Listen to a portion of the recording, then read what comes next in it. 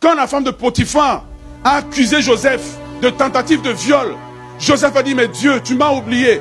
Dieu dit, je suis en train de faire une œuvre que tu ne sais pas. Je te fais avancer par un problème que j'ai créé dans le problème de ta vie. Quand il est arrivé en prison, et il arrive en prison, il va solutionner un rêve. Et il pense que c'est par là que Dieu va le faire. Dieu dit, j'ai des méthodes que tu ne connais pas. Je te fais avancer par les méthodes des problèmes. Je crée des problèmes dans tes problèmes pour solutionner tes problèmes. Et alors, à un moment donné, Dieu dit, Joseph dit, mais je suis épuisé, je ne sais pas comment je vais m'en sortir. Dieu dit, ne t'inquiète pas. Je vais créer un problème dans ton problème pour solutionner le problème de quelqu'un. Comme ça, dans le problème, je t'élève.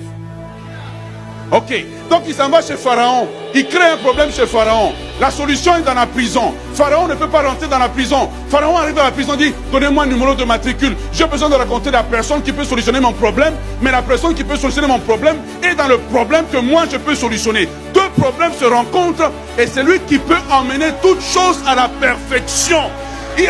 Il a des méthodes que l'œil humain ne peut pas voir. Il a des façons de faire que je ne peux pas calculer. Il y a des calculs des hommes, mais il y a les calculs de Dieu. Il y a les méthodes des hommes, mais il y a les méthodes de Dieu. Ce que tu appelles un problème, Dieu l'appelle un escalier. Ce que tu appelles un problème, Dieu l'appelle un ascenseur. Ce que tu appelles un problème, Dieu l'appelle une porte. Ce que tu appelles un problème, ce que tu appelles une prison, Dieu l'appelle la porte de sortie.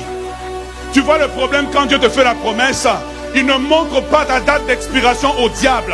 Le diable travaille, mais il ne sait pas qu'il est en train de t'ouvrir des portes. Tes ennemis travaillent, mais ils ne savent pas qu'ils sont en train de t'ouvrir des portes.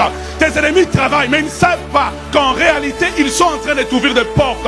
Tu n'as pas encore expiré. Tu n'es pas encore fini. Tu n'es pas encore usé. Tu n'es pas encore fatigué. Tu n'es pas encore fatigué. Dieu n'a pas encore dit le dernier mot sur la citadelle.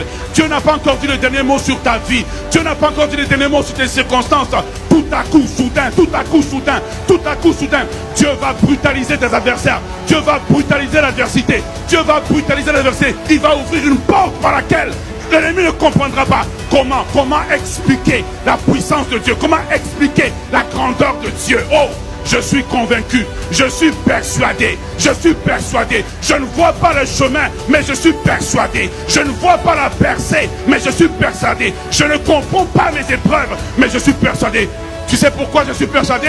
Parce que derrière moi, il y a celui, l'Éternel des armées, l'Éternel puissant dans les combats, le vaillant héros, le lion de la tribu de Juda. Oh, l'étoile